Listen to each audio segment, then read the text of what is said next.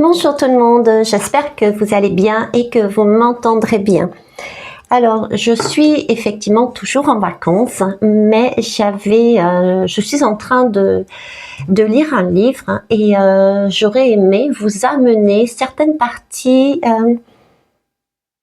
de ce livre. Je vais donc vous expliquer pourquoi et je vais vous lire certains passages, ne pas tout dévoiler, du moins je vais tenter, de façon à ce que vous puissiez aussi éventuellement le lire. Mais il m'a semblé important de vous amener ma façon de voir que je retrouve justement dans ce livre et j'ai trouvé ça faramineux. Ok, de quoi je vais parler? J'ai pris des notes. Ok, comme ça au moins j'essaye d'être synthétique. Ma journée a été très riche en émotions, en découvertes. J'espère que la vôtre a été aussi riche que la mienne. En tout cas, que des choses agréables. Donc, premièrement, prenez soin de vous et profitez de la vie. D'accord? Allez, je chausse mes lunettes. Donc, je m'appelle Veitiaré et comme d'habitude, vous allez prendre du recul par rapport à ce que je vais vous dire parce que ce sont les messages que je reçois, les perceptions que j'ai, ce qui me traverse et mon expérience également que j'ai l'habitude de vous amener. Et j'étais agréablement surpris en ayant ce livre justement parce que je me retrouve là-dedans. Donc, je voulais vous amener à vous interroger. De quoi on va parler? C'est... si on regarde bien, si on est bien honnête avec nous-mêmes, si vous écoutez autour de vous, les gens ont tendance à dire les politiques, les politiques, les chefs d'État, etc., ce sont des marionnettes. On est OK? Oui. On a l'habitude de le dire. Je dis on parce qu'à une époque, à un moment donné, c'est ce que j'ai dit aussi au tout début 2020, quand j'étais dans ma période de gilets jaunes et rébellion, etc. J'étais aussi dans ce schéma-là. Donc tout ce que je vais vous dire ici, c'est pas pour me mettre en valeur, c'est vraiment pour vous expliquer comment je l'ai ressenti, quelles étaient mes expériences. Et c'est avec beaucoup d'humilité que je reconnais aussi, je dirais pas mes erreurs parce que ce sont des expériences qui m'ont permis de mettre du sens dessus pour pouvoir grandir. Et c'est pour ça aussi que je vous propose de faire cette lecture avec moi. Donc, on a tendance à dire les hommes politiques, ce sont des marionnettes. Ok, des marionnettes de l'Union européenne, etc., etc. Moi, j'ai envie de vous dire, nous sommes aussi les marionnettes. Ok. Comment ça va être? Nous, des marionnettes? Oui, des marionnettes. Je vais vous donner quelques points, justement. Par exemple, tout dernièrement, j'ai sur Instagram fait une série concernant la matrice. Qu'est-ce que la matrice? Qu'est-ce qu'elle nous apporte? Comment passer au travers, etc. Toujours par rapport à mon vécu. Et dans cette matrice, cette matrice m'a permis de voir qu'effectivement, elle me manipulait, d'accord? Donc j'étais dans l'occasion d'une expérience, j'étais sous le coup de la manipulation de cette matrice, d'accord? Pas seulement dans cette expérience, il y a d'autres expériences où je me suis retrouvée comme une marionnette, ok? Après, je voulais vous dire que je vous propose de différentes manières des soins en présentiel, d'accord? Ce sont des soins qui vous ramènent à chaque fois aux vibrations de votre corps, à l'intérieur de votre corps. J'ai envie que vous le ressentiez. C'est vraiment important de ressentir ce qui se passe dans son corps, pas seulement avec le mental, avec la lecture, non. Il faut que vous expérimentiez. C'est en expérimentant qu'il faut que vous allez prendre conscience justement que vous êtes parfois des marionnettes, d'accord?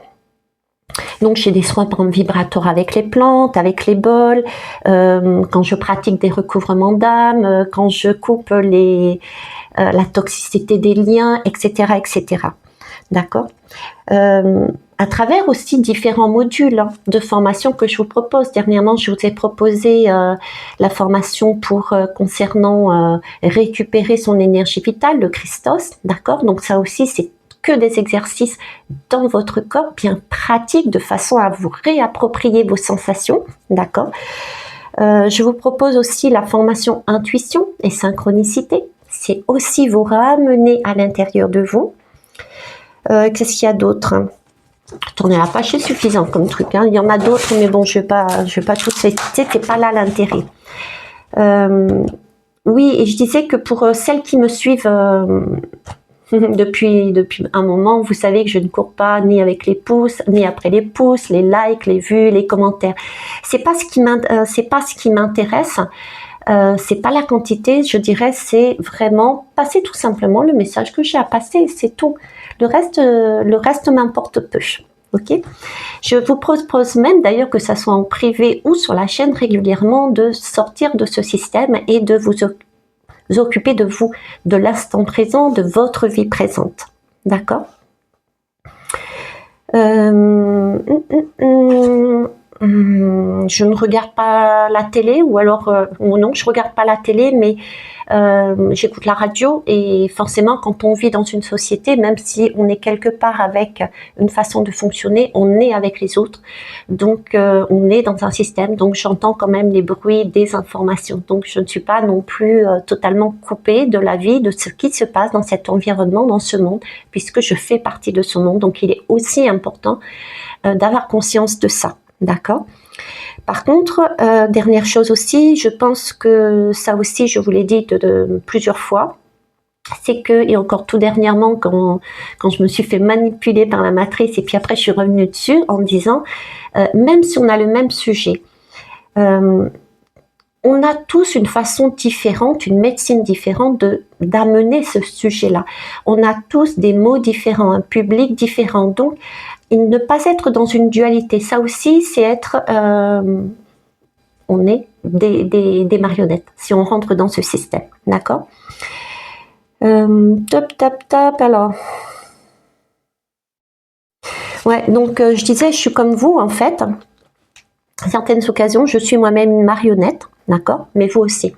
Et j'aimerais justement, à travers ce livre, que vous preniez... honnêtement un temps déjà pour écouter. Donc je ne sais pas si je vais faire la lecture tout de long ou si je vais faire des coupures. Une chose est sûre, je vais avoir plaisir à relire ça pour moi-même déjà et vous l'amener au passage. C'est aussi un temps de vacances pour moi, tout simplement. Alors, qu'est-ce que je vais vous dire? Alors, il va y avoir 3 temps. Voilà. Je vais vous montrer le livre.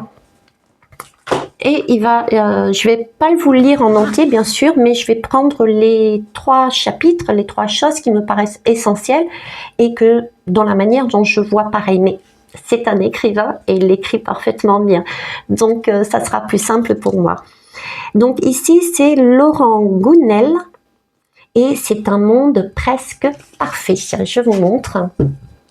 Ah oui, mais c'est à l'envers. C'est le monde à l'envers. Ah oui, pour ceux qui ne me connaissent pas ou qui me connaissent, rappelez-vous, tout événement, tout mot, tout le contexte, tous les bruits qui sont à l'extérieur sont toujours un message supplémentaire qui arrive sans que j'y prête attention parfois. D'accord? Donc prenez aussi en compte tout ça. Alors, je disais 3 temps. Vous ne croyez pas si je vous dis que vous êtes des marionnettes, peut-être, tout comme moi. Et bien pourtant, on est des marionnettes. Le premier temps, j'ai mis les papiers pour bien repérer. Je vais commencer par la fin. Et je vais parler de division, parce que c'est vraiment ma façon de voir. Je vous en ai parlé d'ailleurs à la fin. Ça, c'est le premier temps. Le deuxième temps, je vais vous parler de la nature, hein, de ses bienfaits. C'est très important pour comprendre cette histoire. Et le troisième temps, je vais vous montrer à travers ces mots, mais c'est ce que j'ai vécu, pas en totalité bien sûr, mais c'est ce que j'ai vécu, c'est ce que je perçois, c'est les messages que j'ai et c'est ma façon de voir aussi. Le sens que j'ai de cette vie correspond à ça. Alors, on va commencer par la fin justement. Allez, c'est parti. Alors, vous n'avez peut-être pas forcément besoin de voir mon... Oh, on s'en fout. On s'en fout. Alors, la fin. Ce matin-là, en rentrant de promenade, David trouve Ève dans le jardin à l'arrière de la maison. « Je pense beaucoup ces derniers temps, dit-il, à nos 2 modèles de société. Et je crois que notre plus grande erreur, des 2 côtés, a été d'opposer ces modèles et tout ce qu'ils contiennent en nous obligeant à choisir. High-tech contre naturel. économie contre écologie, médecine conventionnelle contre médecine douce, progrès technologique contre progrès humain. Du coup, on a braqué tout le monde et on a fini par diviser les champs. Alors qu'en fait, on a tous intérêt à concilier économie et écologie, médecine conventionnelle et alternative, progrès humain et technologique, etc., etc. Ève sourit. Tu as raison. Et diviser les gens, c'est diabolique. Diabolique, diable vient du grec diabolos, qui signifie celui qui désunit. Tout ce qui nous divise nous rend malheureux. Ce qui nous réunit nous apaise. Et l'union parfaite, c'est l'extase, dit-elle en déposant un baiser sur ses lèvres. Donc ça, c'est très important de comprendre qu'effectivement, on est sur Terre pour vivre des expériences qui vont nous permettre de grandir. Et pour ce faire, il ne faut pas se couper du monde. D'accord ? Il faut prendre ce qu'il y a de bon dans ce monde et l'adapter. Il faut s'adapter à son environnement et l'environnement, faire en sorte qu'il s'adapte à notre façon de vivre. D'accord ? On ne peut pas tout prendre. Moi, par exemple, j'ai décidé de ne pas prendre la télé, mais il n'empêche que j'allume la radio, j'écoute quand je marche. Je suis pas non plus là-haut, je marche consciemment et du coup, j'entends les conversations des uns et des autres. Donc, je sais ce qui se passe dans le monde, par exemple. Ok ? Ensuite, je vais vous parler de la nature et ses bienfaits sur nous, puisque tout ce que je vous disais nous ramène au corps et on nous demande de revenir à notre corps pour éviter justement d'être des marionnettes au maximum. Oups là. Allez. Alors, David, pour savoir, je vais faire une pause ici.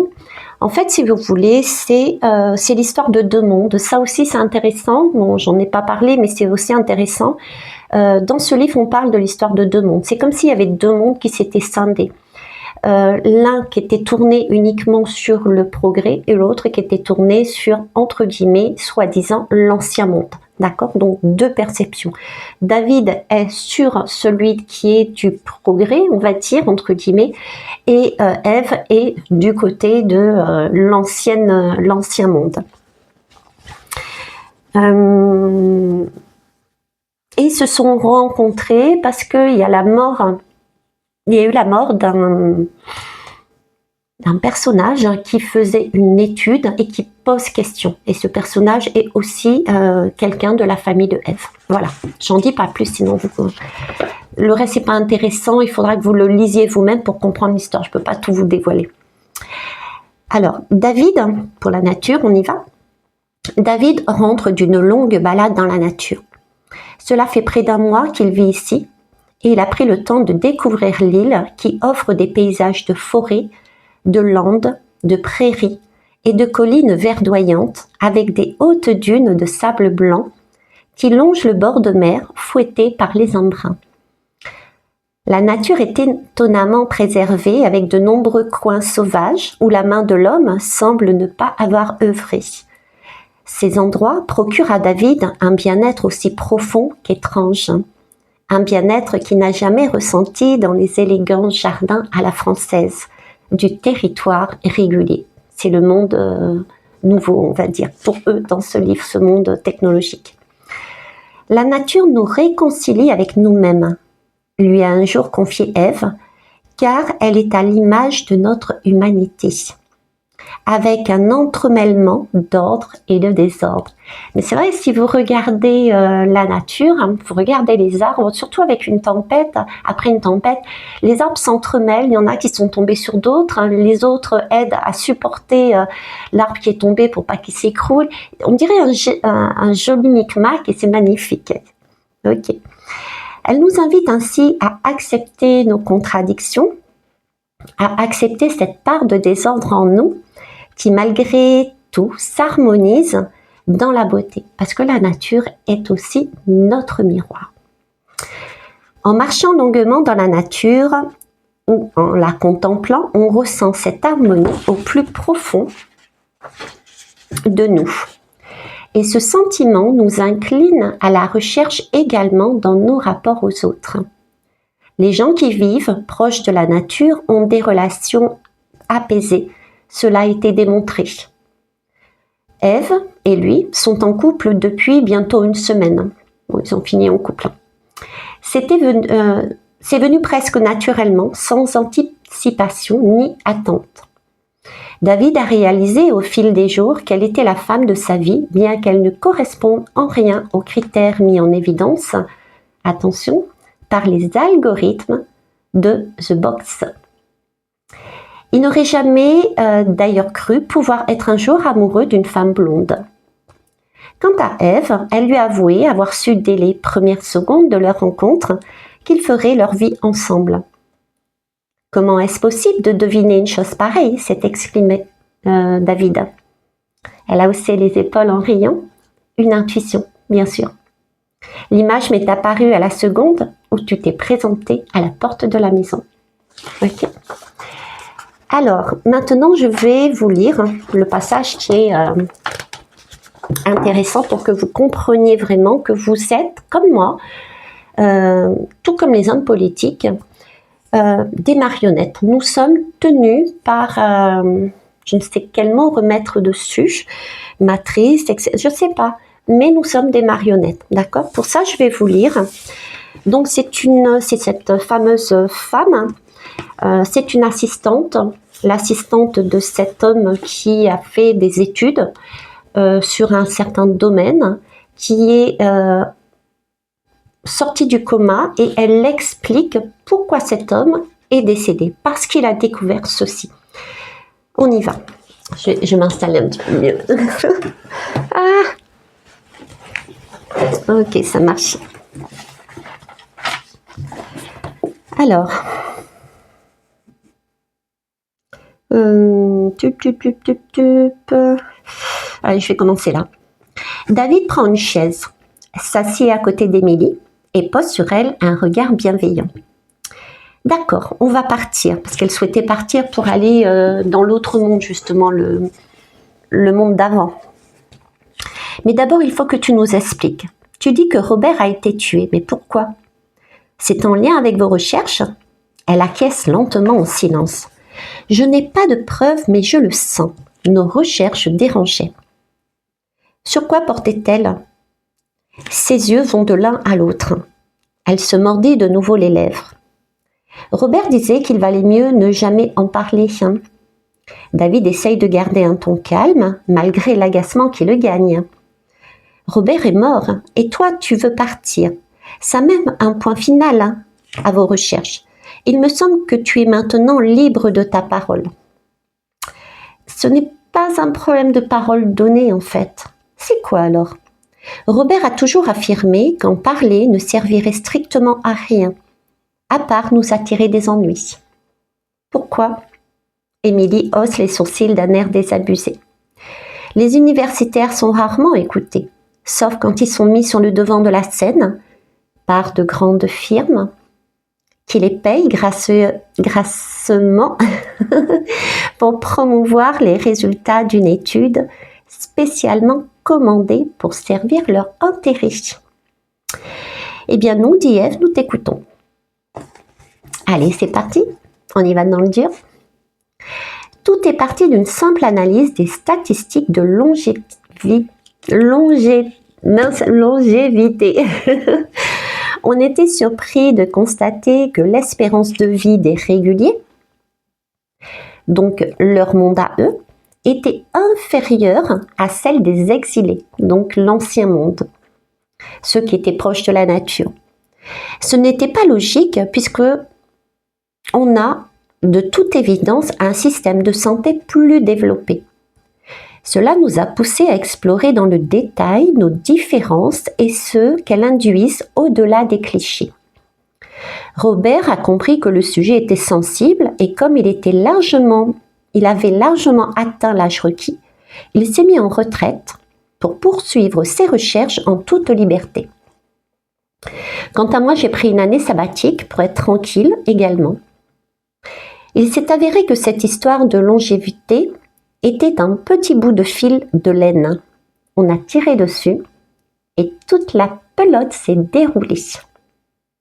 On est vraiment dans une espèce de matrice, mais c'est dingue, quoi. Ok. Donc, elle marque une pause. Émilie marque une pause. Il va falloir que je file sans trop tarder, lance Mio Tesoro. Bon, c'est un autre personnage. Mais je veux bien connaître la fin du film avant de partir. Émilie se tourne vers lui. On croit que notre société a juste évolué, avec plus de technologies modernes, mais ce n'est pas seulement ça. Personne ne s'en est rendu compte, mais un changement majeur s'est opéré à notre insu, sans aucun débat, sans aucun vote, sans aucune consultation du peuple. C'est un livre qui a été édité en 2024. Un changement qui a d'ores et déjà bouleversé nos vies sans qu'on en prenne conscience. Un changement peut-être irréversible. Et c'est actuel. On est là, on est déjà là. Elle marque une nouvelle pause avant de conclure. Un changement de civilisation. Le silence envahit la pièce dans un mélange de stupeur et d'incompréhension. David croise le regard de chacun. On sent que personne ne sait quoi dire. Mio Tesoro fait l'amour. Bon, me voilà bien. Maintenant, je suis obligée de voir tout le film. Hein. Je ne vais pas pouvoir partir comme ça. Tant pis pour moi, je travaillerai cette nuit. David sourit, Émilie reprend. C'est une longue histoire en effet. Pour comprendre comment on en est arrivé là, il faut remonter au tout début. Robert et moi avons passé des mois entiers à rechercher et à rassembler toutes les études réalisées ces dernières décennies par des universitaires sur l'évolution de notre mode de vie. Des études souvent passées inaperçues lors de leur publication. Elle s'interrompit pour tousser.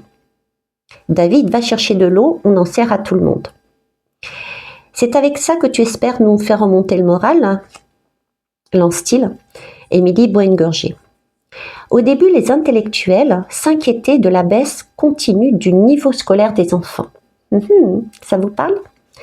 Beaucoup pensaient que ça venait des méthodes d'enseignement, qu'ils considéraient moins performantes que par le passé.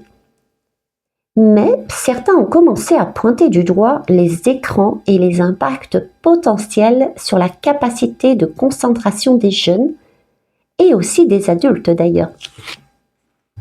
C'est bizarre qu'on nous ait mis des écrans dans la période Covid, hein, les gamins derrière les écrans, même chez eux du coup. De plus en plus de personnes de tout âge développaient des formes de dépendance aux écrans de téléphone, de tablette ou d'ordinateur. Je vous dis, cassez-vous de là. Des recherches ont été menées pour essayer de comprendre tout ça. Elles ont montré que l'usage des écrans multipliait les ressentis de micro-plaisirs, comme ceux induits par les likes ou les notifications. On a alors mis en évidence un phénomène très intéressant. Ils sont à chaque fois associés à une sécrétion de dopamine par le cerveau.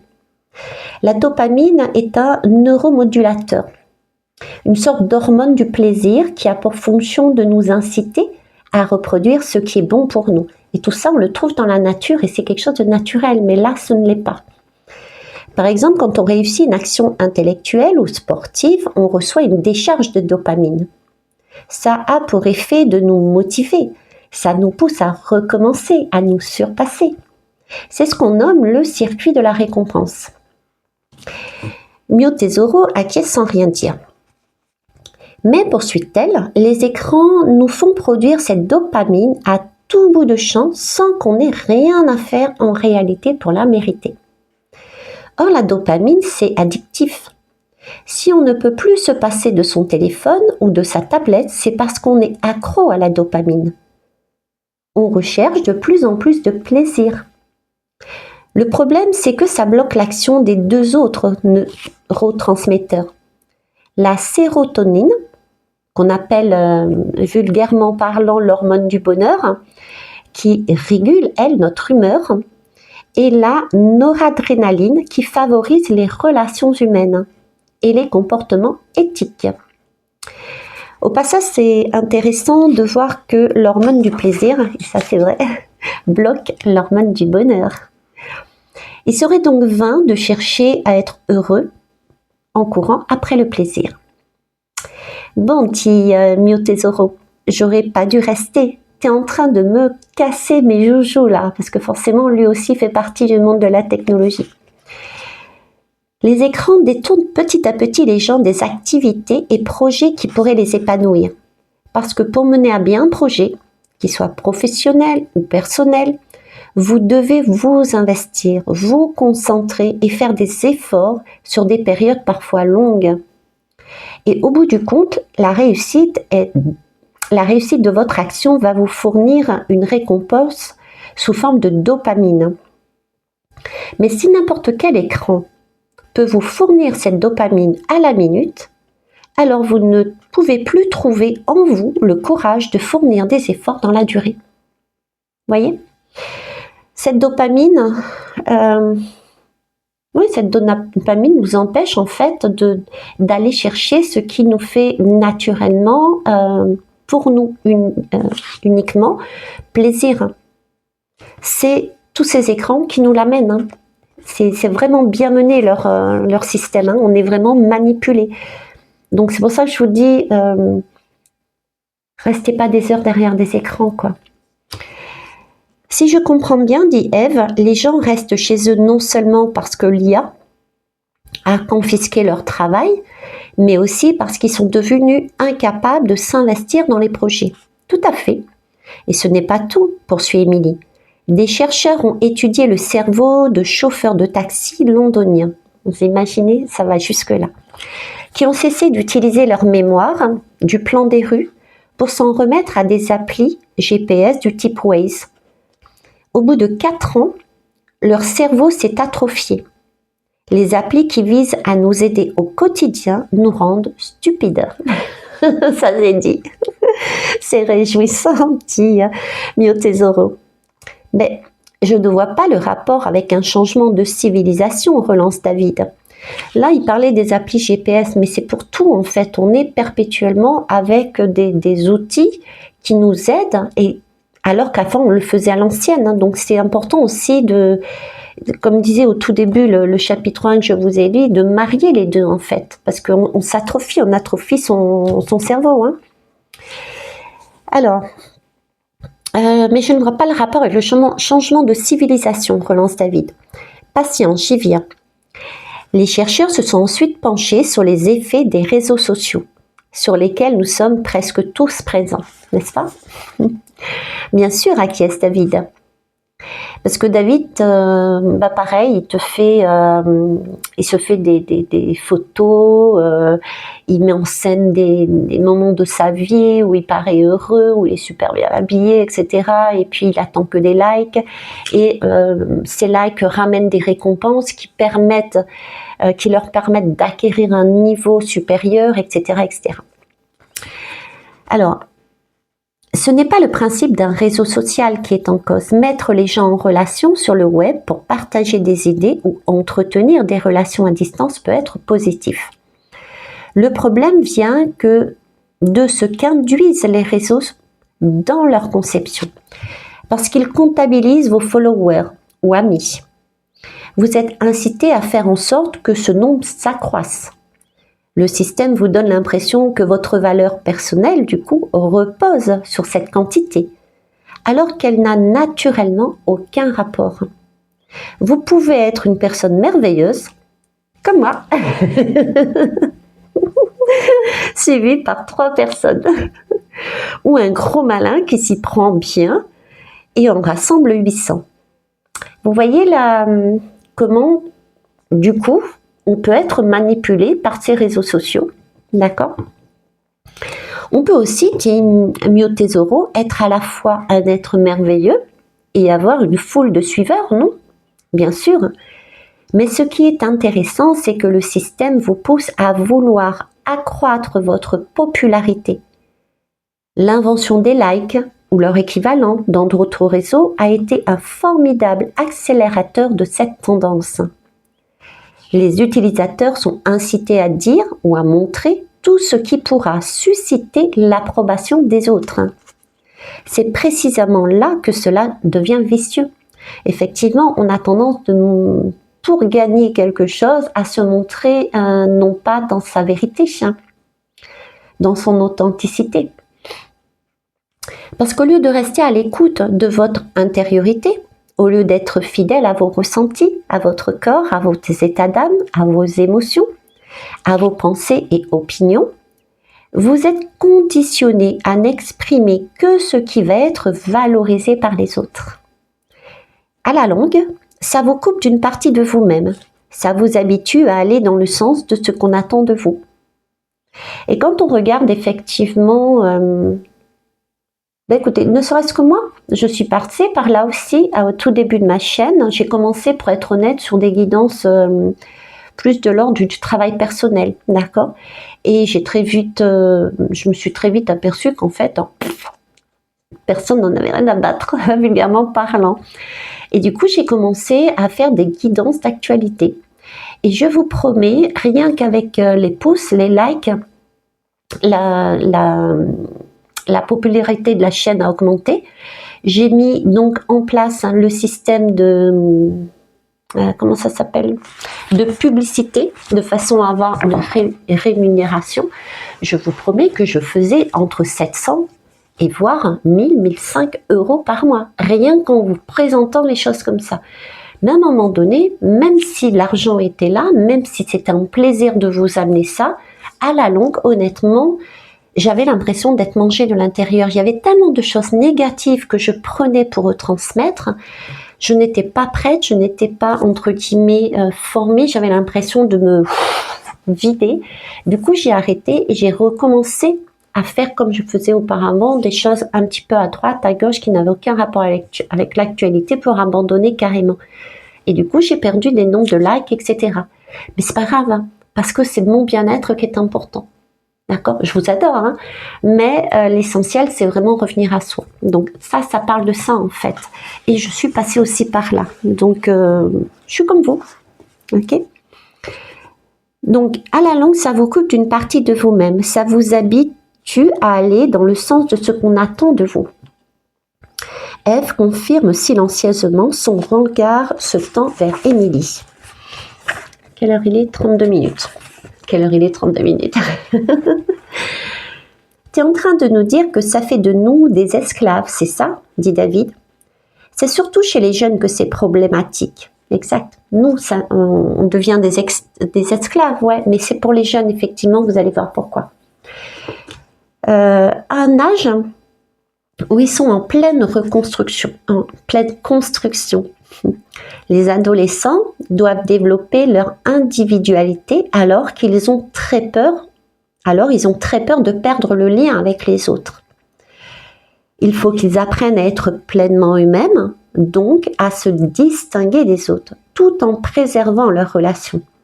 Une sorte de négociation interne qui doit aboutir à un équilibre. C'est un passage qui est difficile, mais essentiel pour se préparer à devenir adulte. Or, les réseaux sociaux les poussent à aller dans le sens de ce qu'attendent leurs amis. Ils leur donnent le sentiment de n'exister qu'à travers le regard des autres. Ils les empêchent d'effectuer ce travail de construction de soi. Le risque est de développer du coup des troubles de la personnalité une fois adulte, comme l'incapacité à supporter la solitude, ou encore le besoin de contrôler les autres. Et on a évolué par rapport à ça encore plus loin, puisque on voit là actuellement des enfants qui ne sont même pas des ados, c'est des bébés qui sont derrière un écran. Donc ça fait peur. On comprend mieux, dit Ève, pourquoi les patrons des géants du web interdisent les écrans à leurs enfants.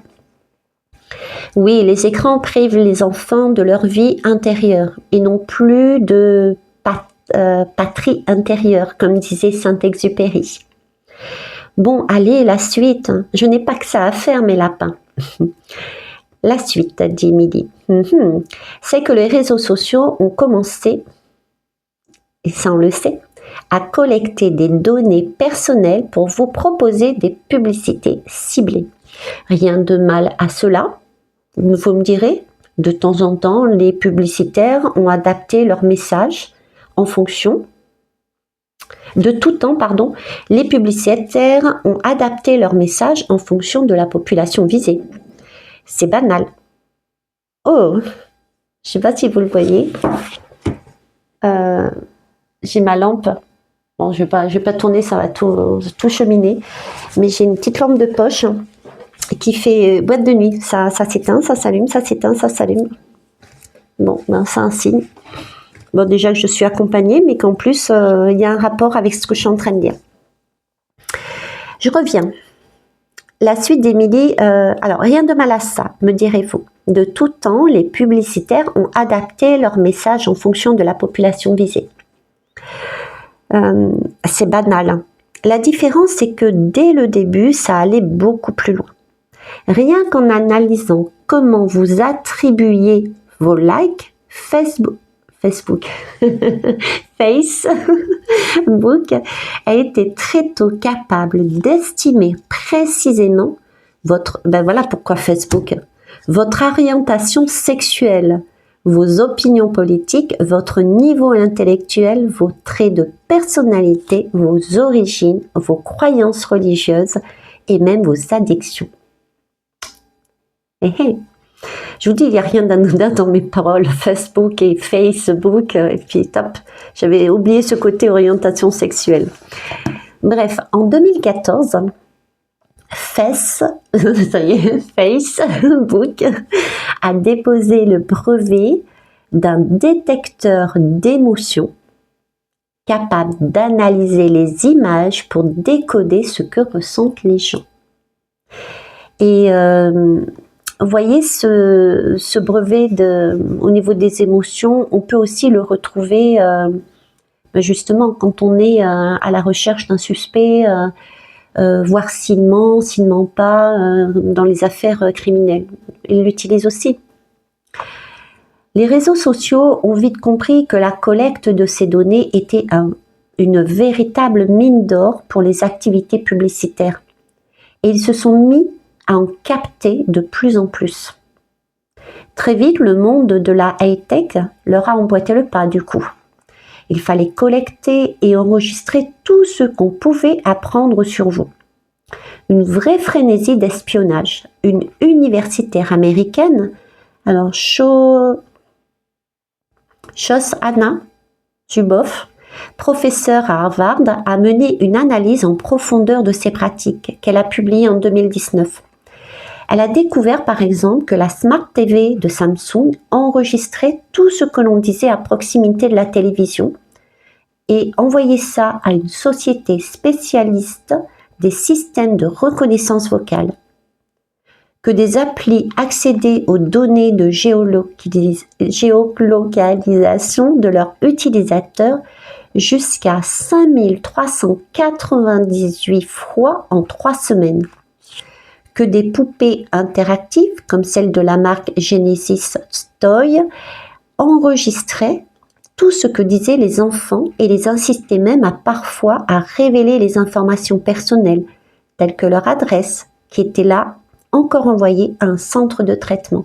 Les fameuses poupées, j'ai vu sur TikTok, il me semble, j'ai vu de nouvelles poupées aussi qui posaient des difficultés là-dessus. L'écoute sur les téléphones, etc., c'est vraiment pas nouveau.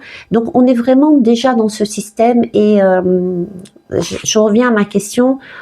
À chaque fois, on est tous en train de dire, on a tous dit à un moment donné, ces hommes politiques sont manipulés par un tel, en se disant, non, on n'est pas manipulés, mais si, on est manipulés. Et on le sait même pas, quoi. Donc, il faut peut-être descendre un petit peu et voir les choses autrement. Dieu soit loué, dit Mio Tesoro. Ah, la lampe s'est arrêtée. Je n'ai pas de poupée, mais tu as peut-être une voiture. Qu'est-ce que tu vas nous sortir? La lampe s'est arrêtée, donc tout ce passage-là est important. Et ça met bien en valeur, en spot, comme faisait ma lumière, que c'est déjà là. D'accord? C'est vraiment mis en lumière. Alors, qu'est-ce que tu vas nous sortir concernant la voiture? Les voitures récentes sont presque toutes connectées à Internet. Et leurs constructeurs figurent parmi les plus gros collecteurs de données personnelles. Sans rire, dit David. Vraiment. Votre voiture peut relever tout ce qui concerne votre conduite. L'heure et le trajet de vos déplacements, votre vitesse, vos accélérations, la musique, les radios que vous écoutez et même l'heure à laquelle vous ouvrez vos portières. Mais cela ne s'arrête pas là. Si votre téléphone est connecté à la voiture, elle a accès à tous vos contacts, toutes vos conversations, tout votre agenda, toutes vos photos et vidéos, tous vos échanges de messages, voire d'emails. Selon la fondation Mozilla, je ne sais pas comment ça se prononce, qui a enquêté sur ce dossier aux États-Unis, certaines marques, comme Nissan par exemple, vont jusqu'à collecter des informations sur votre activité sexuelle, même si on peut se demander comment ils obtiennent ça. Ça va loin, hein?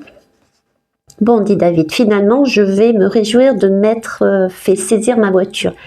Parce qu'effectivement, David, il faut savoir, dans ce monde de high technologie, la voiture est même en mesure de parler, en fait. Donc, c'est n'oublie pas de fermer la fenêtre, etc., etc.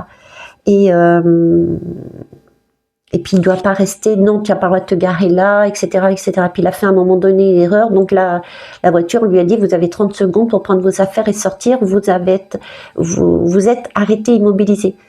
D'accord? Donc, du coup, il n'a plus de voiture, le gars. Ève lui sourit amusée, puisqu'elle était avec lui à ce moment-là. Ensuite, poursuit Émilie, les réseaux sociaux et autres géants de high-tech ont compris que toutes ces informations avaient une valeur marchande. Ça devient aussi intéressant. Alors, ils se sont mis à les vendre.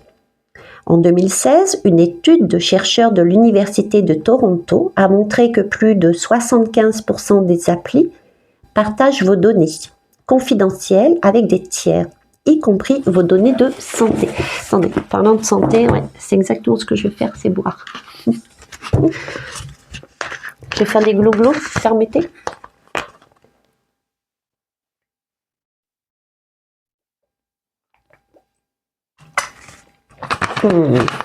Ça fait du bien. Hein. Ok.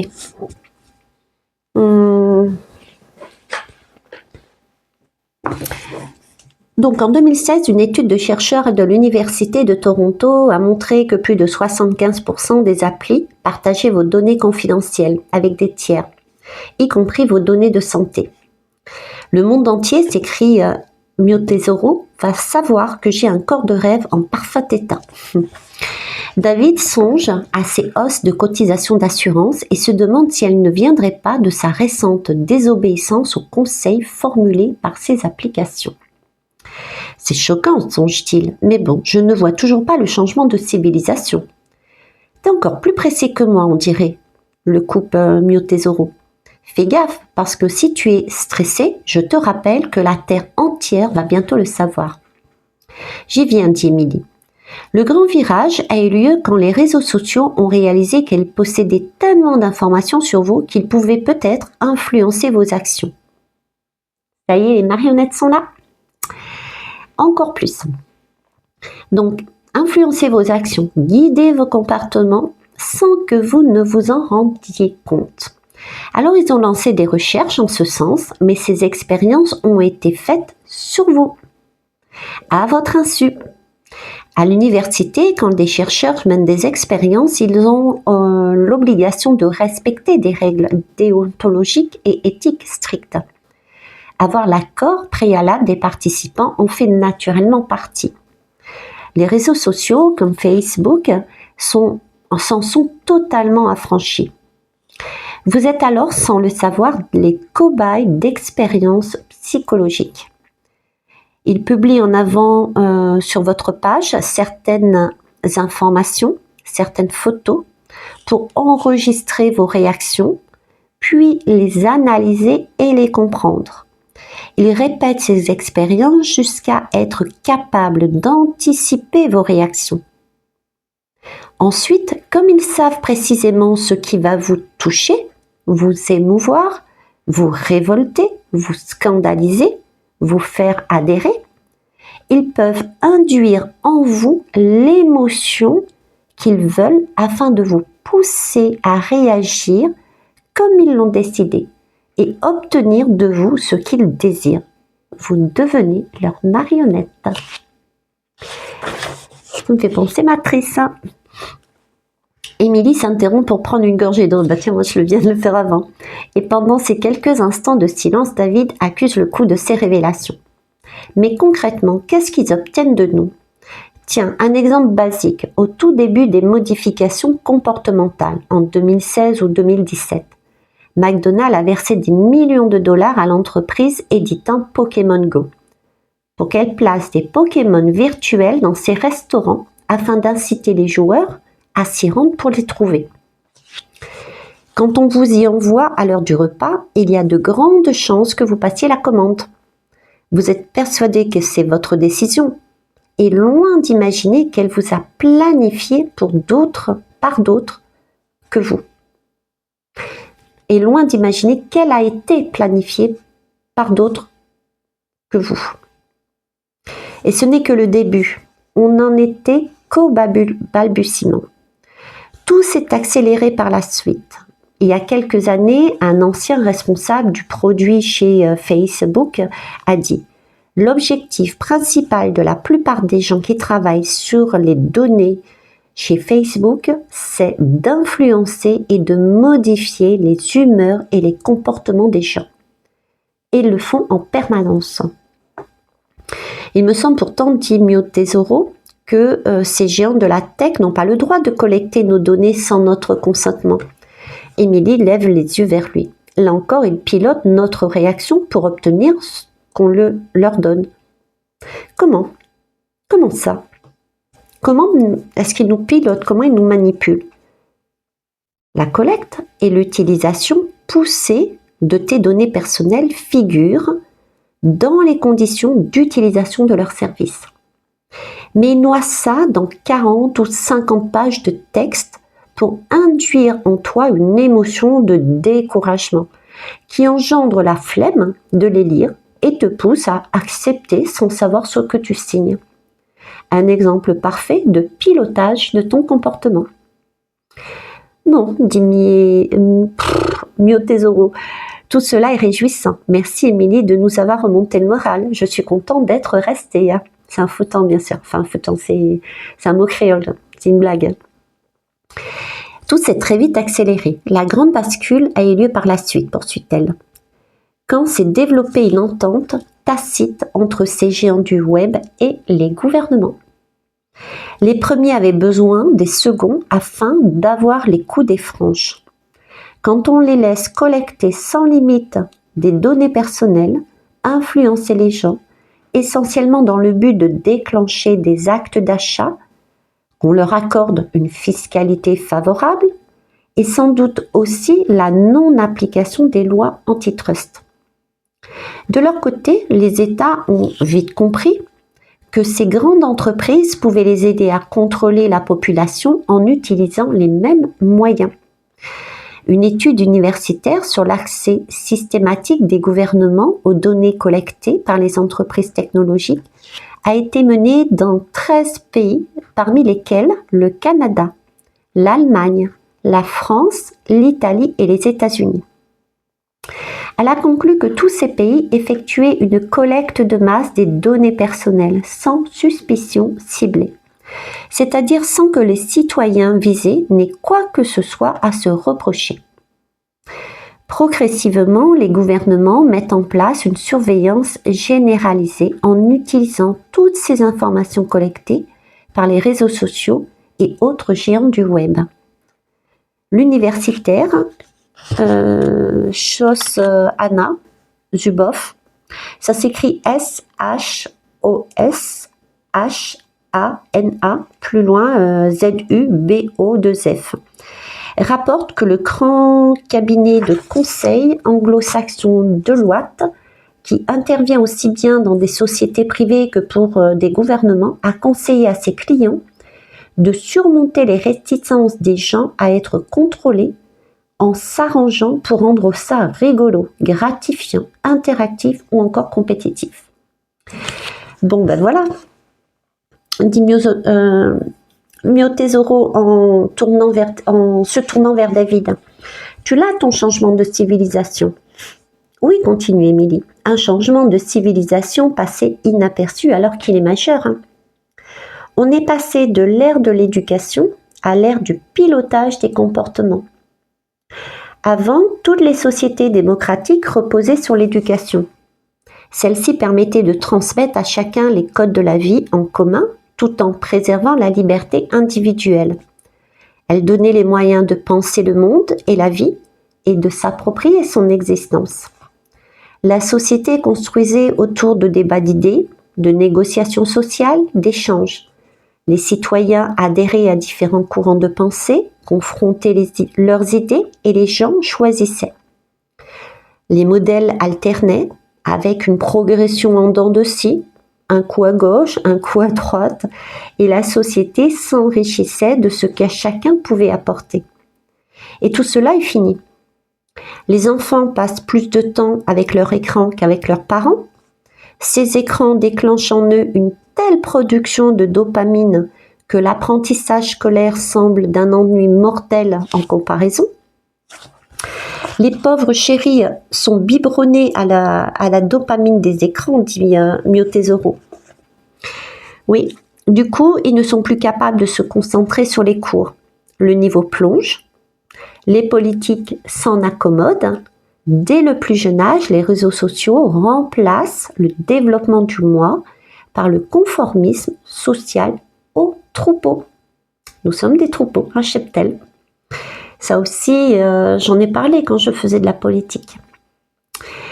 Quand je parlais de politique, je ne fais pas de politique. Il suffira d'utiliser ces outils technologiques et leurs algorithmes pour téléguider leur comportement une fois devenus adultes.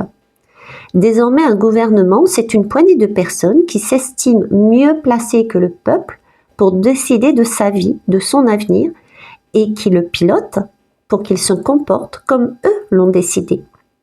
Un pilotage suffisamment subtil pour qu'il offre une illusion de liberté. Ainsi, chacun ignore qu'il est contraint et croit que son choix est libre alors qu'il ne l'est pas.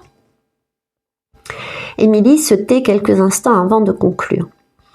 Les algorithmes orientent les agissements des hommes comme les chiens poussent le bétail dans la direction voulue. On est passé du gouvernement des hommes à la gestion technicienne du cheptel humain. Le silence emplit la pièce et les derniers mots d'Émilie semblent flotter dans l'air. Ève demeure placide. Je vous rappelle que Ève fait partie, entre guillemets, de l'ancien monde. Elle a la victoire modeste, se dit David. Mio-Tesoro garde une expression flegmatique, presque amusée.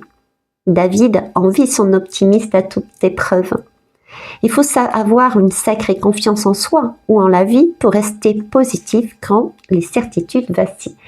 Oui, mettre du sens est important et garder de la foi. La foi, voir ces expériences, ce qu'on traverse, qui peuvent être très compliquées, même là, si vous vous apercevez, vous prenez conscience que vous êtes piloté, que vous êtes des marionnettes vous-même, tout comme les autres, tout comme les hommes politiques. Prenez ça en rigolant. Prenez ça en rigolant. Prenez ça comme une expérience, comme une initiation. Prenez ça comme une prise de conscience. Ça y est, j'ai pris conscience. Je vais pouvoir grandir. Je vais pouvoir m'affranchir de certaines choses dans ma vie pour revenir à l'intérieur de moi, à l'intérieur de mon corps, pour réécouter mes intuitions, pour reprendre ma souveraineté. C'est ça, reprendre sa souveraineté. C'est ce que je propose dans mes formations, dans mes guidances, dans ma façon d'être, de faire. Tout en vivant comme vous les mêmes expériences. Je suis pas plus que vous, Je suis pas moi non plus. On est chacun unique et a des trajets différents. Alors, il faut savoir avoir une sacrée confiance en soi ou en la vie pour rester positif quand les certitudes vacillent. Émilie a perdu l'air affolé qu'elle avait précédemment, mais paraît toujours profondément soucieuse. Depuis quand as-tu décidé de partir demande-t-il. Je ne sais pas, dit-elle en soupirant d'impuissance. Il y a pas mal de souvenirs qui sont encore flous. Sans doute depuis le coma, puisqu'elle est sortie du coma, c'est pour ça qu'elle raconte tout ça. Ce que je sais, c'est que je me suis réveillée avec ça à l'esprit comme un impératif. Et tu ne te souviens toujours pas de ce qui te fait dire que Robert a été tué? Elle secoue lentement la tête. Non. Mais ça aussi, c'est présent à mon esprit en me réveillant. Et Ses yeux se perdent dans le vague. Oui, je me sens en danger. Je sens qu'il faut que je m'en aille vite. David cherche le regard d'Ève qui semble aussi embarrassée que lui. Il rallume son téléphone. Je vais voir en combien de temps tu peux obtenir un visa.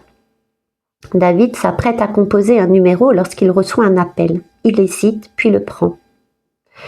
Dire que je dépends de ces gens-là pour avoir le droit de partir enrage Émilie les yeux noirs de colère. Je les déteste. Ève pose doucement sa main sur son avant-bras. Ne te laisse pas verser dans la haine, lui glisse-t-elle, avec beaucoup de bienveillance. Ça aussi, je tenais à vous lire ce passage parce que c'est très important de rester dans le cœur et de voir les autres, l'autre, que ça soit un homme politique tel Macron, n'importe qui, ne pas rentrer dans la haine parce qu'en fait, ça nous dessert nous. C'est comme si on devenait comme eux quelque part, d'accord?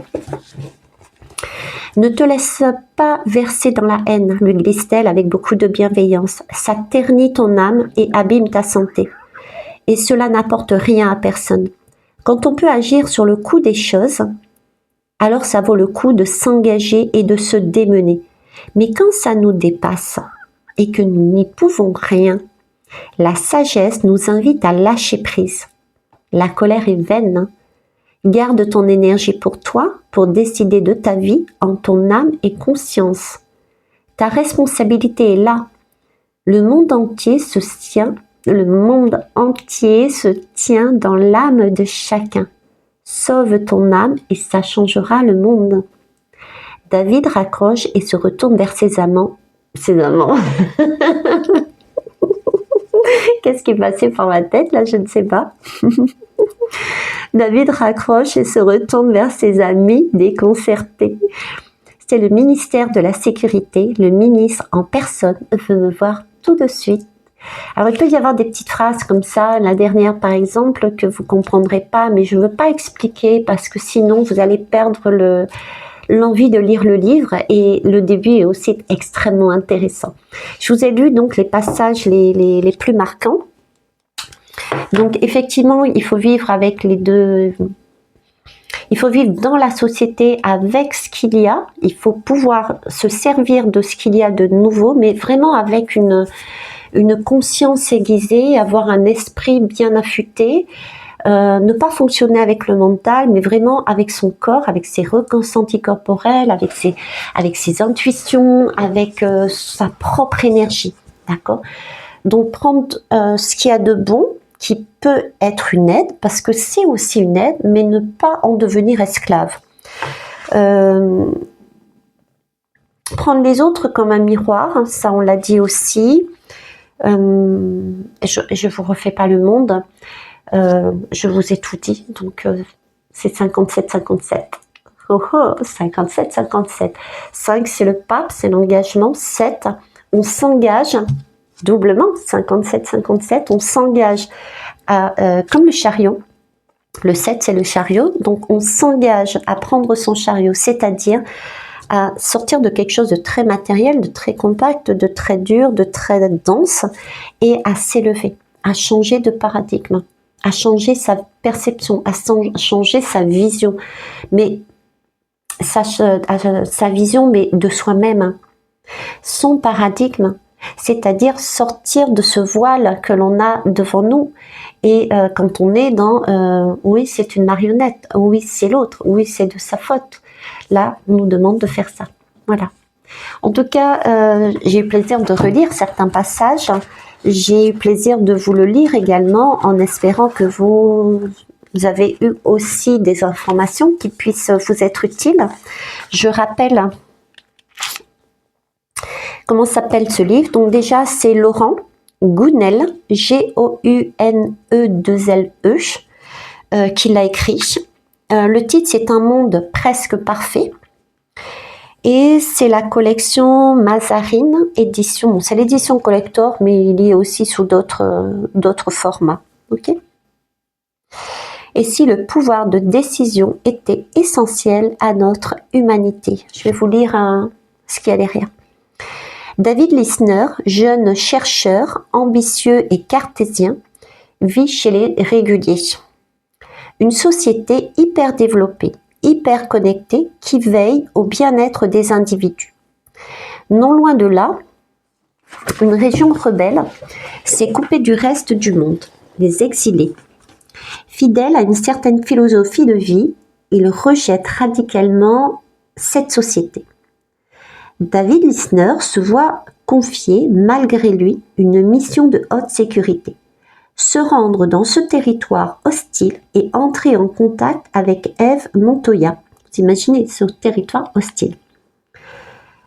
Et rentrer en contact avec Eve Montoya. La nièce est l'unique héritière de l'éminent sociologue Robert Solow, qui vient de décéder.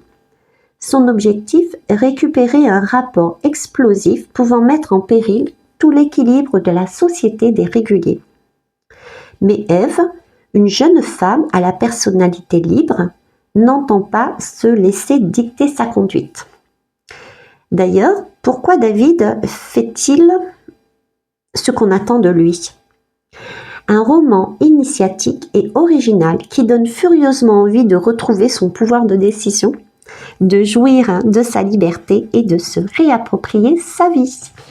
Voilà, sur ce, je vais vous laisser, je vous embrasse, je vous kiss, je vous love et je vous souhaite de belles vacances. Et je crois que je ne vais pas prendre la peine de le couper, je vais laisser sur 1 heure.